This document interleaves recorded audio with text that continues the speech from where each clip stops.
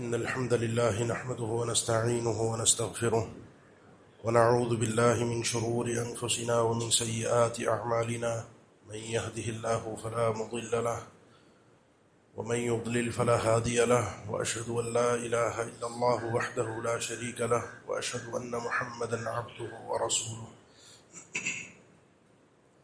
يا أيها الذين آمنوا اتقوا الله حق تقاته ولا تموتن إلا وأنتم مسلمون يا أيها الناس اتقوا ربكم الذي خلقكم من نفس واحدة وخلق منها زوجها وبث منهما رجالا كثيرا ونساء واتقوا الله الذي تساءلون به والأرحام إن الله كان عليكم رقيبا يا أيها الذين آمنوا اتقوا الله وقولوا قولا سديدا يصلح لكم أعمالكم ويغفر لكم ذنوبكم ومن يطع الله ورسوله فقد فاز فوزا عظيما أما بعد فإن أصدق الكلام كلام الله وخير الهدي هدي محمد صلى الله عليه وسلم وشر الأمور محدثاتها وكل محدثة بدعة وكل بدعة ضلالة وكل ضلالة في النار. أعوذ بالله من الشيطان الرجيم. بسم الله الرحمن الرحيم. إلا من تاب وآمن وعمل عملا صالحا فأولئك يبدل الله سيئاتهم حسنات وكان الله غفورا رحيما.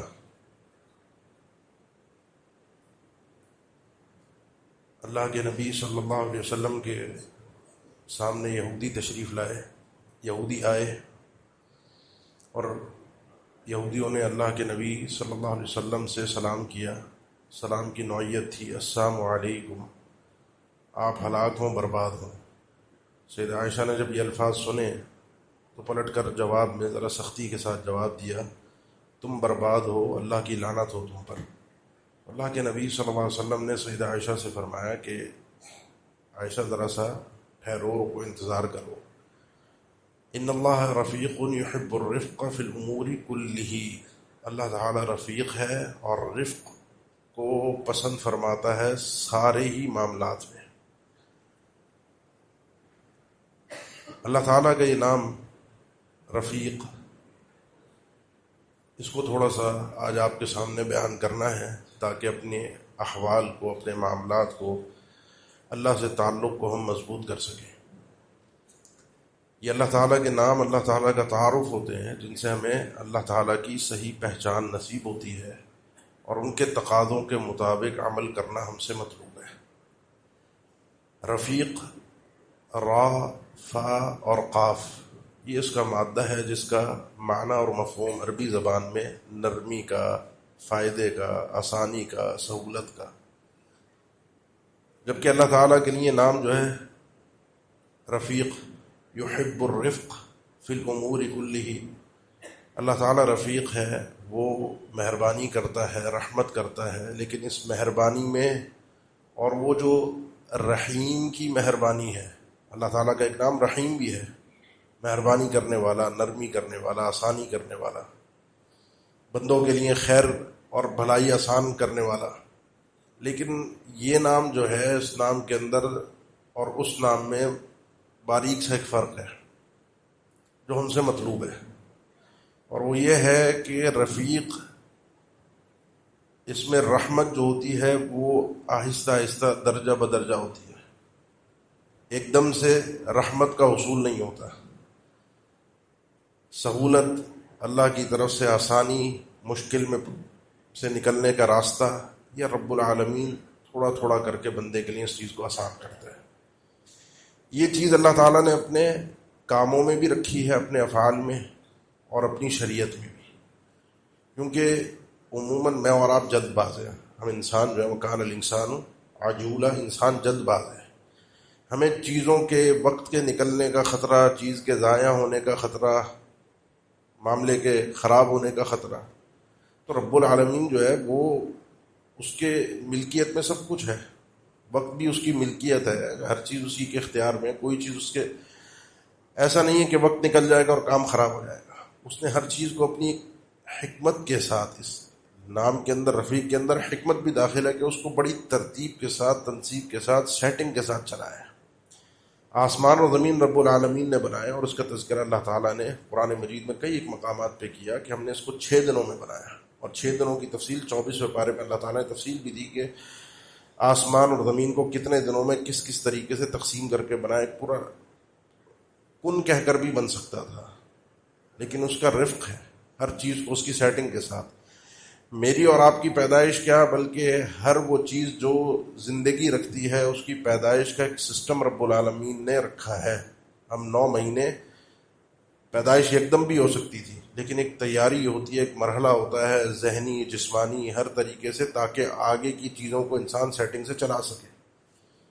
اللہ کے نبی صلی اللہ علیہ وسلم کو جب رسالت ملنی تھی، آپ کو نبی بننا تھا، یہ کوئی چھوٹی چیز نہیں تھی۔ جب آپ پر وحی پہلی آئی تھی تو آپ گھبرائے ہوئے دل کے ساتھ، خوف کی حالت میں اپنی بیوی ام المؤمنین سیدہ خدیجہ رضی اللہ تعالیٰ عنہا کے پاس گئے تھے۔ وہ آپ سب سنتے ہیں اس ممبر سے، آپ کی وجود پر کس طرح کا خوف طاری تھا، کیونکہ یہ کوئی چھوٹی بات نہیں تھی جو جس طرح کی وحی آپ کو ملی تھی۔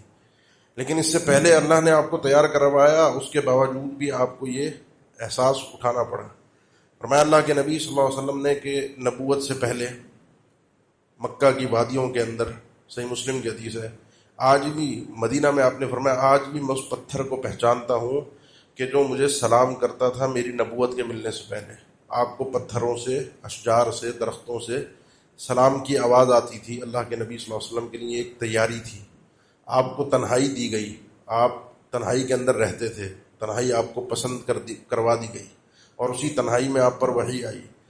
اللہ کے نبی صلی اللہ علیہ وسلم کو آپ کی نبوت ملنے سے 6 مہینے پہلے کے معاملات، جو نبوت کا 46واں حصہ خوابوں کو قرار دیا گیا، اس کی تعبیر کے مطابق آپ کو خواب نظر آتے تھے۔ صحیح بخاری کی حدیث ہے، رات آپ خواب دیکھتے تھے اور صبح کو ان خوابوں کو حقیقت میں ہوتا ہوا دیکھتے تھے۔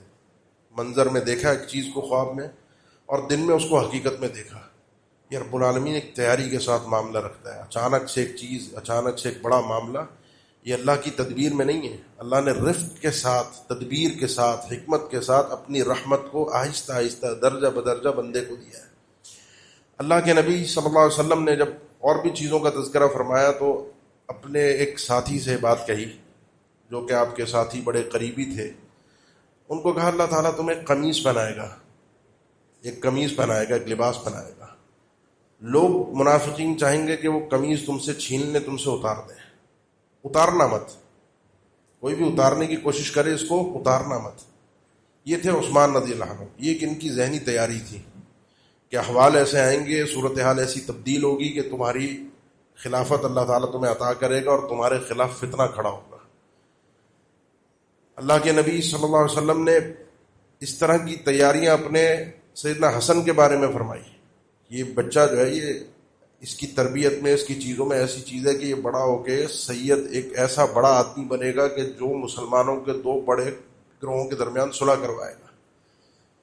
یہ ایک تیاری ہوتی ہے، پہلے سے ذہن سازی ہوتی ہے، چیزوں کو سمجھانا ہوتا ہے۔ اللہ تعالیٰ نے قرآن مجید میں سیدہ مریم کا تذکرہ فرمایا۔ سیدہ مریم عیسیٰ علیہ السلام کی والدہ ہیں۔ آپ کے علم میں قرآن مجید میں ہے کہ ان کی ولادت معجزہ ہے۔ سیدنا عیسیٰ علیہ السلام کی ولادت اللہ کی طرف سے خاص ایک معجزہ ہے، جو عام سسٹم رب العالمین نے رکھا ہے دنیا میں پیدائش کا، اس سے ہٹ کر بغیر والد کے اللہ نے ان کو پیدا کیا ہے۔ قرآن مجید کے 3 پارے میں آپ دیکھیں، سورہ آل عمران میں۔ اس سے پہلے جب یہ زکریا علیہ السلام کی پرورش میں تھیں، سیدہ مریم ان کی والدہ سیدنا عیسیٰ علیہ السلام کی، تو ایک حجرے میں، ایک محراب میں اللہ کی عبادت کرتی تھیں۔ کلما دخل علیہا زکریا المحراب وجد عندها رزقا قال یا مریم انى لك هذا قالت هو من عند اللہ۔ جب زکریا علیہ السلام ان کے پاس جاتے تو دیکھتے ان کے پاس کھانے پینے کی چیزیں، رزق موجود ہے۔ کون لایا، کہاں سے آیا؟ بلکہ مفسرین نے بھی ذکر کیا کہ بے موسم پھل ہوتے تھے، سردی کا پھل گرمی میں، گرمی کا پھل سردی میں، اور یہ عرصے چلا یہ چیز۔ کلما دخل علیہ زکریا المحراب، جب داخل ہوتے، ایک آدھ بار کی بات نہیں تھی۔ یہ ایک ذہنی تیاری تھی کہ رب العالمین وہ ہے جو کسی بھی سبب کا دنیا کے اندر محتاج نہیں ہے۔ اس کی قدرت بے موسم پھل دینے پر وہ قادر ہے، بند کمرے میں پہنچانے پر، کوئی لانے والا نہ ہو، بند کمرے میں رزق آ گیا، کسی بغیر مرد کے روح اللہ نے جسم میں پھکوا دی اور بغیر کسی دنیاوی اسباب کے ایک بچہ ان سے پیدا کر دیا. یہ بڑے بڑے جب معاملات آتے ہیں نا تو یہ اس کا رفق ہے، یہ اللہ تعالیٰ کے رفیق ہونے کا معاملہ ہے کہ وہ آہستہ آہستہ بندے کو تیار کرتا ہے، بندے کا معاملہ سیٹ کرتا ہے. اسی لیے کبھی انسان بڑا پریشان ہوتا ہے. میرے اس خطبے کا مقصد بس یہ جملے ہیں جو اب آپ سنیں کہ ہمارے کام کی بات کیا ہے. ہم اللہ کی معرفت رکھتے نہیں ہیں، ہمیں اپنی حساب سے جلدی ہوتی ہے. دعوت اللہ فلم یستجب لی، میں اللہ سے دعائیں کرتا رہا مانگتا رہا، میرا تو مسئلہ ہی حل نہیں ہوا، میری تو پریشانی ختم نہیں ہوئی. رب العالمین پریشانیاں ختم کرنے پر قادر ہے، اس کو کوئی روک نہیں سکتا. وہ اس اسباب کا محتاج نہیں ہے، لیکن اس کی حکمتیں ہیں، تدبیریں ہیں، اس کا رفق ہے. یعقوب علیہ السلام کئی دہائیاں اپنے بیٹے سے دور رہے، یوسف علیہ السلام سے، اور اس کے بعد دوسرا بیٹا بھی چلا گیا. غم مزید بڑھ گیا، اور اتنا غم بڑھ چکا تھا کہ قرآن مجید میں وَبِيَضَّتْ عَيْنَاهُ مِنَ الْحُزْنِ فَهُوَ كَظِيمٌ، آنکھوں کی بینائی چلی گئی تھی رو رو کے اپنے بیٹے کے غم میں. اب بینائی سے محروم، تکلیف میں، غم میں، پریشانی میں، خوشی کی امید تو بڑی تھی، لیکن اس سے پہلے اللہ نے تمہید، اب یہ آثار، کیونکہ جب جتنی تکلیف بڑھتی ہے نا، وہ تکلیف بڑھنا اس کے زوال کی، اس کے اختتام کی نشانی ہوتی ہے. اگر ایک سٹیبل چل رہی ہے، اس کا مطلب یہ ہے کہ معاملہ چل رہا ہے، چلتا رہے گا، آزمائش ہے. لیکن جب اپنی شدت کو پہنچنا شروع ہو، یہ ایک نشانی ہوتی ہے کہ اب اللہ کی طرف سے آسانی بہت جلد ہے.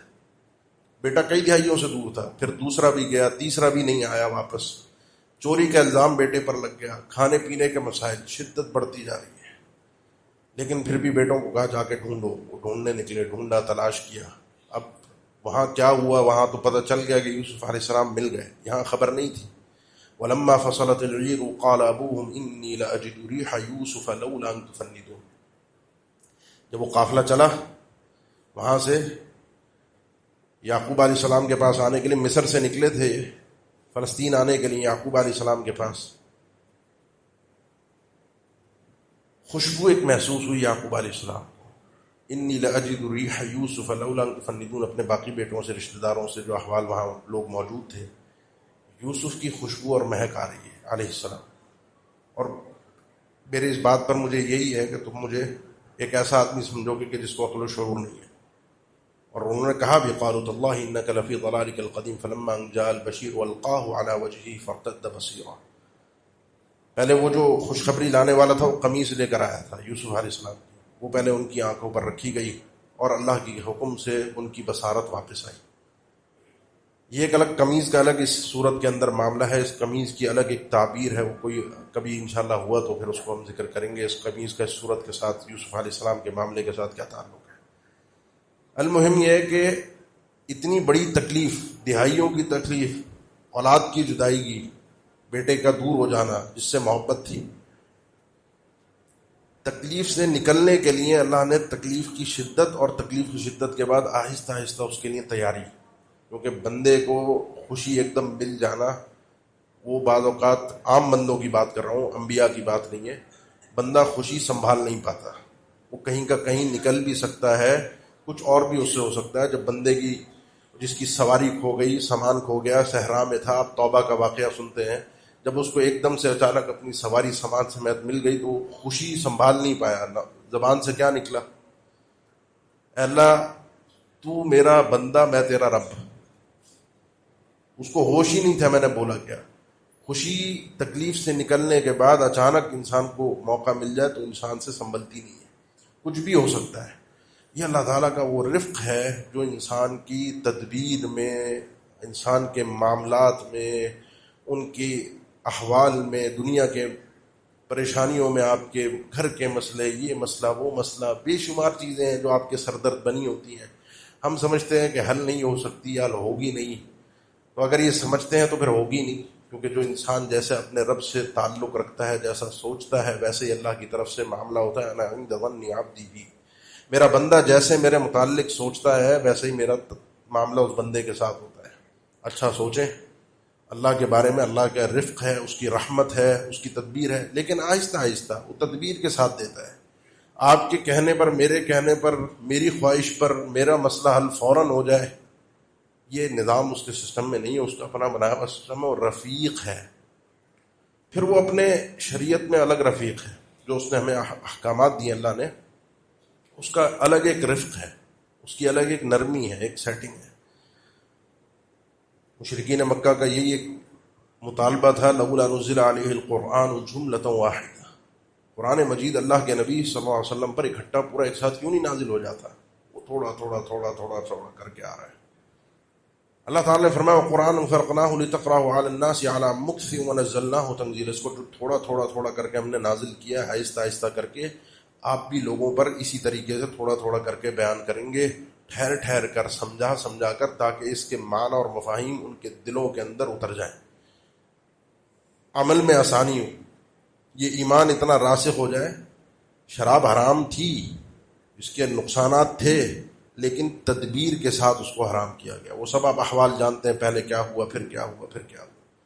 سود کی حرمت بہت آخر میں جا کر رب العالمین کی طرف سے آئی، اس کی خامیاں، اس کی حوالے سے برائیاں نظام کے اندر، وہ قرآن میں کئی ایک مقامات پہ ذکر ہوئی، مشرکین کا طرز عمل ذکر ہوا کہ جو تمہارا طرز عمل ہے وہ درست نہیں ہے، لیکن حرمت جو ہے وہ تقریباً اللہ کے نبی صلی اللہ علیہ وسلم کے دنیا سے جانے سے 4 مہینے پہلے تقریباً اس سے پہلے نازل ہوئی۔ یہ سود حرام ہے، اس کو جو سورہ بقرہ کی جو آیات ہے، یہ جو طریقہ ہے رب العالمین کا دین دینے کا، سمجھانے کا، تربیت کرنے کا، احکامات دینے کا، 23 سال میں قرآن مجید نازل ہوا، احکامات کے اندر یہ ترتیب اور سلیقہ احوال کے حساب سے۔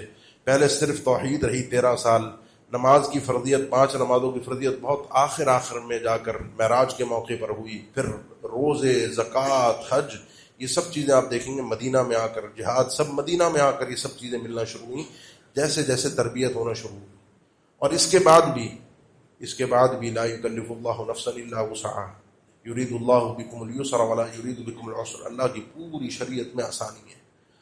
کسی بھی حکم میں اگر انسان عام طاقت سے ہٹ کر کمزوری کی طرف جائے تو رب العالمین کی طرف سے آسانی بھی بندے کو ملتی ہے، رخصتیں بھی ملتی ہیں، سفر کی الگ رخصت ہے، بیماری کی الگ رخصت ہے، دیگر احوال میں جو رخصتیں ملتی رہتی ہیں بندے کو، اللہ کے بندے اور بندیوں کو، وہ ایک اللہ کا ایسا خوبصورت رفق والا دین ہے کہ جو بندے کو سمجھنا ہے، جس سے 2 فائدے اس کو ہوں گے، ایک اللہ کی معرفت، ایک اللہ سے محبت۔ بندے کو جب اللہ کی معرفت ہوتی ہے تو ہی اللہ سے محبت کر سکتا ہے۔ جس بندے کو اللہ کی پہچان، اپنے رب کی پہچان نہیں ہے، وہ اپنے رب سے محبت کر ہی نہیں سکتا، وہ اپنے رب پر کامل، اس کا پکا ایمان بن نہیں سکتا۔ اس لیے معرفت ضروری ہے۔ اس میں باتیں اور بھی کی جا سکتی ہیں اللہ کے ان اللہ رفیق، لیکن ایک مقصد خطبے کا اور بھی ہے، اور وہ ہے کہ یحب الرفق فی الامور کلہ، جو سیدہ عائشہ سے رضی اللہ تعالیٰ عنہ اللہ کے نبی صلی اللہ علیہ وسلم نے فرمایا تھا، اللہ تعالیٰ رفق بندوں سے بھی پسند کرتا ہے کہ بندے بھی رفق کے ساتھ تعامل کریں، سارے ہی معاملات، اپنی ہر چیز میں ان کا بھی معاملہ رفق سے چلے، نرمی سے چلے۔ مسند احمد کی حدیث، اللہ کے نبی صلی اللہ علیہ وسلم نے فرمایا اذا اراد اللہ باہل بیت خیرا ادخل علیہم الرفق، جب اللہ تعالیٰ ارادہ فرماتا ہے کسی گھر والوں کے ساتھ خیر کا، گھر میں بھلائی کا، خیر کا، تو ان کے اوپر رفق کو داخل کر دیتا ہے، نرمی، رحمت، لیکن سٹیپ بائی سٹیپ۔ ہماری طبیعت میں جو جلد بازی ہے، ہماری طبیعت کے اندر ریئیکشن ہے، فوراً جواب دینا ہے، فوراً مسئلے کے حل کے لیے اٹھ جانا ہے، ہر چیز کا ایک ٹائم ہے، ایک وقت ہے۔ بندے کو گھر میں مرد ہے، عورت، شوہر ہے، بیوی، ماں باپ ہے، اولاد ہے، یہ چیز سمجھنا بڑی ضروری ہے، کیونکہ یہ ہم سے مطلوب بھی اللہ کے نام کے تقاضوں کا ایک تقاضا یہ بھی ہے کہ بندہ ان صفات سے اپنے آپ کو بھی متصف کرنے کی کسی حد تک کوشش کرے۔ یہ رفق ہے، اللہ کے نام کے اندر رفیق، ادخل علیہم الرفق، اللہ تعالیٰ ان بندوں پر، اپنے جن گھر والوں کے ساتھ خیر کا ارادہ کرتا ہے، ان پر رفق کو داخل کر دیتا ہے۔ اب اللہ کے نبی صلی اللہ علیہ وسلم نے اس رفق کی ایک تربیتی تعلیمی مثال سیدہ عائشہ کو دی۔ سیدہ عائشہ نے بات کہی یہودیوں کے جواب میں اللہ کے نبی صلی اللہ علیہ وسلم نے ان کو فرمایا کہ ان اللہ رفیق یحب الرفق فی الامور کلی. اس کے بعد ان کو فرمایا کہ عائشہ کیا تم نے نہیں سنا میں نے ان کو کیا جواب دیا؟ جواب میں نے بھی دیا، لیکن اللہ کے نبی صلی اللہ علیہ وسلم کے جواب میں اور سید عائشہ کے جواب میں فرق تھا. اللہ کے نبی نے صرف وعلیکم یا وعلیکہ کہا، جیسا تم میرے لیے کہہ رہے ہو ویسا تمہارے ساتھ ہو، جیسا جو بھی. وہ الفاظ نہیں کہے، سید عائشہ نے وہ الفاظ کہے وعلیک السلام واللعنہ، اور اللہ کے نبی صلی اللہ علیہ وسلم نے صرف وعلیکہ کہا. یہ آپ کو رفق کی تعلیم ہے، تربیت ہے، عملی ایک مثال ہے کہ رفق ہوتا کیا ہے. اس طرح کے معاملات کے اندر انسان کو جب کہیں کوئی اس طرح کا کوئی جھگڑا، کوئی گھر کے اختلافات، کوئی معاملات، وہاں اگر جواب دینا بننا بھی پڑے، ضبط ٹوٹ بھی جائے، انسان سہ نہ پائے، تو جواب اس لمٹ میں دے جس سے مزید معاملات خراب نہ ہو اور اپنا سکون بھی ہو جائے. وعلیک السلام واللعنہ ایک تو اپنی زبان خراب ہوگی، چاہے وہ ان کے مقابلے میں ہو، لیکن ہو تو رہی ہے نا، اور یہ نبی کی شان کے خلاف ہے. اللہ کے نبی صلی اللہ علیہ وسلم نے زندگی میں کبھی بھی اپنی زبان مبارک سے گالی نہیں دی، جواب میں بھی نہیں دی. یہ آپ کی شان رسالت کے، آپ کے اپنے مزاج کے، آپ کے اپنے معاملات کے خلاف ہے. یہ چیز ہم سے مطلوب ہے. اپنے اندر اس چیز کو پریکٹس میں لائیں گے، اس ٹھہراؤ کو لائیں گے. کچھ ہوتے ہیں کہ بچہ بات نہیں مان رہا، بیٹا بات نہیں سنتا، بیٹی بات نہیں سنتی، سختی کرتے ہیں. قرآن حفظ نہیں کر رہا، سختی کرتے ہیں. مسجد نہیں آ رہا، سختی کرتے ہیں. یہ میرے کہنے پہ نہیں چلتا، سختی کرتے ہیں. کاروبار میں ہمارے مزاج کے مطابق نہیں چل رہا، عجیب سختی ہے. ابھی کرو، ایسے کرو، میرا آرڈر ہے. پھر نتائج کیا نکلتے ہیں وہ آپ دیکھتے بھی ہیں. وہ گھر کس طریقے سے ٹوٹتے ہیں، وہ اولاد کس طریقے سے بکھرتی ہے، وہاں کیا معاملات ہوتے ہیں، وہ سب آپ اچھی طرح واقف ہیں. اس لیے ان چیزوں کو اپنی زندگی کے اندر داخل کرنا بڑا ضروری ہے. اسی لیے اللہ کے نبی صلی اللہ علیہ وسلم نے فرمایا کہ صحیح مسلم کی حدیث ہے، من یحرم الرفق یحرم الخیر کلہ، یحرم الخیر کلہ یا یحرم الخیر کلہ. جو شخص رفق سے محروم کر دیا گیا، اس کے اندر یہ رفق والی جو بھی آپ نے ساری سنی، تدریج، سیٹنگ، آپ کے بزنس میں، آپ کے کاروبار میں، گھر کے معاملات میں، آپ چاہے وہ راتوں رات جس کو کہتے ہیں نا امیر ہونا، راتوں رات کروڑ پتی ہو جانا، وہ جو یہ راتوں رات 2-4 چھکوں کے چکر میں ہوتا ہے نا، ایک دم نکل کے وہ جتنی سپیڈ سے اوپر بندہ جاتا ہے نا اتنی سپیڈ سے نیچے بھی آتا ہے. سیٹنگ سے سٹیپ بائی سٹیپ چلتا ہے نا، اس کو سیکھنے کو، تجربے کو، زندگی گزارنے کے آداب، معاملات، لوگوں سے میل ملاپ، لوگوں سے سیٹنگ، ساری چیزیں اس کو آہستہ آہستہ تربیت سے ملتی ہیں. اور اس تربیت کا مقصد یہ ہوتا ہے کہ اگر انسان نے کسی مقام پر پہنچنا ہے، کسی انداز پر پہنچنا ہے، تو پھر بندے کو وہاں تک پہنچانے کے لیے اللہ کی طرف سے ایک عجیب انداز کی تیاری ہوتی ہے. ان الرفق لا يكون في شيء الا زانه ولا ينزع من شيء الا شانہ. رفق کے متعلق صحیح مسلم کی حدیث اللہ کے نبی صلی اللہ علیہ وسلم نے فرمائی، یہ نرمی کسی بھی چیز میں آپ ڈال دو، کسی بھی چیز میں ہو، کسی بھی معاملے میں ہو، آپ کو خوبصورتی ہی نظر آئے گی، اچھائی ہی نظر آئے گی. اور کہیں سے بھی اس رفق کو اگر نکال دیا جائے، اس نرمی کو، اس رحمت کو جو آہستہ آہستہ ہے، تو آپ کو سوائے برائی کے اور کچھ نظر نہیں آئے گا. یہ انسانوں کے اپنے معاملات، جانوروں کے ساتھ ہمیں سب کچھ کرنے کے لیے کہا گیا کہ ان کے ساتھ بھی انسان نرمی سے پیش آئے، کسی جانور پر ظلم نہ کرے. یہ ظلم بھی قیامت کے دن جواب دہی کا باعث ہوگا. اس کے لیے کئی ایک ادلہ اور آثار موجود ہیں. اللہ کے نبی صلی اللہ علیہ وسلم اپنی تربیت کے اندر اس رفق کو سکھانے کے لیے کہ کس طریقے سے آپ نے، اگر کسی عہدے پر ہیں، گھر کے بڑے ہیں، اپنے کاروبار کے بڑے ہیں، کسی اور ادارے کے بڑے ہیں، کوئی مسجد کا بڑا ہے، کہیں کا بھی بڑا ہے، کیونکہ مثال مسجد کی ہے. اللہ کے نبی صلی اللہ علیہ وسلم مشہور واقعہ آپ نے سینکڑوں بار سنا ہوگا. ایک دیہاتی آیا، مسجد کے کنارے میں بیٹھ کے اس نے پیشاب کیا. ساری تقریباً کتب حدیث میں، صحیح مسلم میں، سب جگہ موجود ہے. صحابہ اٹھے، بھائی یہ پاک جگہ، مطلب جو یہ آدمی کام کر رہا ہے غلط ہے. اب وہ آدمی اصل میں جاہل تھا. جاہل کے ساتھ معاملہ اور ہے، پڑھے لکھے آدمی کے ساتھ معاملہ اور ہے، اور یہ رفق ہے. اللہ کے نبی صلی اللہ علیہ وسلم نے ایک شخص کو نماز پڑھاتا تھا، نماز پڑھانے سے اپنے قبیلے کی منع کر دیا کیونکہ اس نے قبلہ رخ تھوک پھینکا تھا. پڑھا لکھا آدمی ہے، نماز پڑھاتا ہے، جس کو قبلے کے آداب کا نہیں پتا، صرف تھوک پھینکنے پر اس کو نماز پڑھانے سے، امامت سے معزول کیا تھا. اور غصہ بھی کیا ایک دفعہ مسجد نبی کے اندر، جب اس جہت میں قبلے کی جہت میں تھوک کے نشانات دیکھے، اللہ کے نبی صلی اللہ علیہ وسلم شدید غصے میں آ گئے، کیونکہ یہ کام کرنے والا کوئی باہر کا نہیں ہے، یہ سب سمجھدار لوگ ہیں جو اللہ کے نبی صلی اللہ علیہ وسلم کے ساتھ اٹھتے بیٹھتے ہیں۔ جہاں رفق کا معنی نہیں ہر جگہ انسان نرم بن کے رہے ہر جگہ، اب یہاں تربیت کا تقاضا ہے کہ پہلے سکھا دیا گیا آہستہ آہستہ آہستہ آہستہ، جب سیکھ چکا ہے انسان تو ایک سختی کا مرحلہ بھی آتا ہے۔ وہ آدمی جاہل تھا جو دیہاتی ایک دم اچانک آیا تھا، اس کو پتہ نہیں تھا، وہ دیہات کا جس طرح کا ماحول ہوتا ہے اس طرح سے اس کا بھی معاملہ تھا۔ اس نے صحابہ اٹھے، اللہ کے نبی صلی اللہ علیہ وسلم نے صحابہ کو پہلے منع کیا کہ اس کو کچھ کہنے کی ضرورت نہیں ہے، نہ ڈانٹو نہ کچھ کہو، جو کر رہا ہے کرنے دو۔ اس کے پیچھے بڑے ایک فوائد تھے، اٹھتا اور مسجد کو نجس کرتا، اپنے آپ کو نقصان پہنچاتا شاب روک کر، اور سب سے بڑھ کر جو مسئلہ تھا، ایک آدمی وہ جاہل تھا، یہ طرز عمل اس کے دل میں دین کے لیے نفرت بٹھا دیتا، جو ہم کبھی سوچتے ہی نہیں ہیں۔ ہمارے تعامل کے اندر کہیں بھی یہ تصور نہیں ہوتا کہ اللہ کے دین کو میرے چیخنے سے، بولنے سے، ڈانٹنے سے فائدہ ہوگا یا نقصان ہوگا۔ اللہ کے نبی صلی اللہ علیہ وسلم نے پورا ناپ تول کے ہو گیا معاملہ، فارغ ہو گیا، سب کچھ ہو گیا، پھر پیار سے بٹھا کے اب اس کو تعلیم دی، سمجھایا۔ دین اصل میں پہنچانا مقصد تھا، جگہ تو صاف ہو جائے گی، اور وہ آپ نے کروا دی، ایک پانی کا ڈول منگوایا، بہا دیا، صاف ہو گئی جگہ، لیکن جو اس کے دل پہ اثرات پڑ جاتے اور اللہ کے دین سے متنفر ہو جاتا، وہ اثرات ظاہر کرنے میں بہت وقت لگتا۔ یہ چیز ہمیں سمجھ میں نہیں آتی۔ ہمارا مزاج یہی ہے، کوئی استاد ہے، پڑھانے والا ٹیچر ہے، اسکول کا، مدرسے کا، کوئی منتظم ہے، کوئی گھر کا بڑا ہے، یہ رفق ان کے اندر، یہ سسٹم، یہ تربیت میں نہیں ہے، سیکھا نہیں ہے، جلد بازی ہے۔ اللہ ہمیں رفق عطا فرمائے، اور اس ترتیب سے، اس تنسیق کے ساتھ ہم اپنے مسئلوں کو حل کریں کہ جو اللہ ہم سے پسند فرماتا ہے۔ یحب الرفق فی الامور کلہ، جو رفق سے محروم ہے وہ ہر خیر سے، ہر بھلائی سے، ہر اچھائی سے محروم ہے۔ خیر تک، وہ اچھائی تک پھر پہنچ نہیں سکتا۔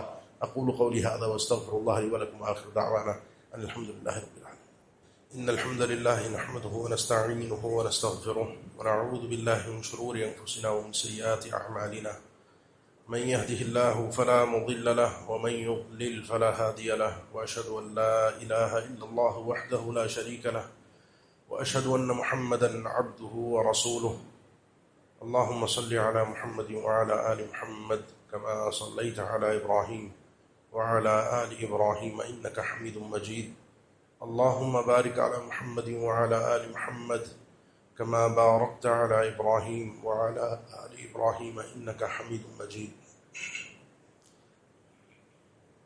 آپ صلی اللہ علیہ وسلم جب دنیا سے رخصت ہوئے تو دو کام، ایک عملی کام تھا جو سیدہ عائشہ فرماتی ہیں کہ آپ نے مسواک کی تھی، یہ آپ کا زندگی کا آخری عمل تھا، اور دوسرا جب بالکل آخری لمحات تھے، جس میں دوسری روایات میں وضاحت ہے کہ اللہ تعالیٰ جب کبھی کسی نبی کی، رسول کی وفات کا وقت ہوتا ہے، روح قبض کی جاتی ہے، تو فرشتہ آ کے اختیار دیتا ہے، پوچھتا ہے،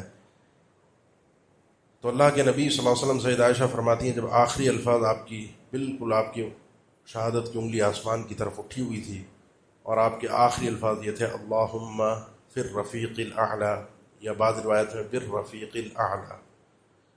یہ وہ اختیار تھا جو اللہ کے نبی کو ملا، اور آپ نے اس اختیار میں پسند کیا کیا؟ اللہ کے پاس جانا، دنیا سے رخصت ہونا۔ لیکن اس وقت جو الفاظ اللہ کے نبی صلی اللہ علیہ وسلم نے استعمال کیا اللہ کے ناموں میں سے، بڑے قابل غور ہیں۔ ایسے ہی نہیں ہے الفاظ کہ جو مرضی آیا منہ میں وہ آپ نے الفاظ پڑھ لیے۔ یہ ایک ایسے سمجھدار آدمی کے کہ جس کے اوپر 23 سال وحی آئی ہے، اللہ کی معرفت اگر کسی شخص کو اللہ نے عطا کی امت محمدیہ میں، یہی اللہ کے نبی صلی اللہ علیہ وسلم جن سے فیض یہ رسالت کا، خیر کا پھیلا، وہ یہ الفاظ پڑھ رہے ہیں اللہم فی الرفیق الاعلی یا بالرفیق الاعلی، کہ اب جہاں جانا ہے وہ رفیق کے پاس جانا ہے۔ وہ بڑا مہربان ہے، وہ بڑا لطیف ہے، اس کی بڑا کرم ہے، اس کی حکمتیں ہیں، اس کی تدبیریں ہیں، اس کی رحمت ہے، میں نے اس کے پاس جانا ہے، اس اللہ کے پاس جو رفیق ہے۔ آخری لمحات میں اگر انسان کو یہ بات سمجھ میں، اللہ کے نبی صلی اللہ علیہ وسلم جیسی شخصیت کو یہ بات سمجھ میں آ رہی ہے، اور اللہ کے نبی صلی اللہ علیہ وسلم اللہ تعالیٰ کے نام استعمال کر رہے ہیں، تو بات سمجھنے کی ہے کہ زندگی بھر اگر یہ چیز ہمیں سمجھ میں آتی رہے تو اللہ کی رفاقت بھی، وہ بھی اسی رفیق سے ہے، اللہ کا دیدار بھی، اور بڑے لوگوں کی، نیک لوگوں کی رفاقت بھی پھر انسان کو نصیب ہوتی ہے اسی ترتیب سے چلنے میں جو آپ نے پورے خطبے میں سماعت فرمائی۔ اور اسی لیے رب العالمین کا قرآن مجید میں جو فرمان ہے وَمَن يُطِعِ اللَّهَ وَالرَّسُولَ، جو بھی اللہ اور اس کے رسول کی اطاعت کرتا ہے، بتائے ہوئے طریقے سے چلتا ہے، یہ ٹھکانہ اس کا ہوگا، ملاقات ہوگی، ملاپ ہوگا۔ فَأُولَٰئِكَ مَعَ الَّذِينَ أَنْعَمَ اللَّهُ عَلَيْهِمْ، ان لوگوں کے ساتھ جن پر اللہ نے اپنے خصوصی انعامات کیے، من النبیین والصدیقین والشہداء والصالحین، انبیاء، صدیقین، شہداء اور صالحین، وحسن اولئک رفیقا، یہ رفاقت بڑی عمدہ ہے، یہ بڑے بہترین رفیق ہیں جن کا ساتھ انسان کو نصیب ہوتا ہے۔ انسان اس مزاج کے مطابق چلے گا، اللہ کے دین کو سمجھ کر چلے گا، اللہ کی معرفت حاصل کرے گا اپنے رب کی، وہ پھر اس کو جا کر یہ چیزیں ملنا شروع ہوں گی، وہ اس مقام عالی تک پہنچے گا، اس رفاقت کو حاصل کرے گا جو انسان کو حاصل کرنی چاہیے۔ اللہ ہم سب کا خاتمہ ایمان پر فرمائے اور یہ رفق ہمیں عطا فرما دے، اللہ اپنی معرفت نصیب فرما دے۔ یہ 15 جولائی کو بروز بدھ انشاءاللہ مدینہ مسجد میں خواتین کے لیے ایک ورک شاپ ہے، بدھ کے دن دوپہر 2:30 بجے سے 5 بجے تک، خواتین کی ذہنی تکالیف اور ان کا علاج۔ بدھ کے دن 15 جولائی 2:30 بجے سے 5 بجے تک مدینہ مسجد میں۔ عباد اللہ، ان اللہ یأمر بالعدل والإحسان وإیتاء ذی القربى وینہی عن الفحشاء والمنکر والبغی یعظکم لعلکم تذکرون فاذکروا اللہ الجلیل یذکرکم واشکروہ علی آلائہ ونعمہ یزدکم ولذکر اللہ اکبر واللہ یعلم ما تصنعون۔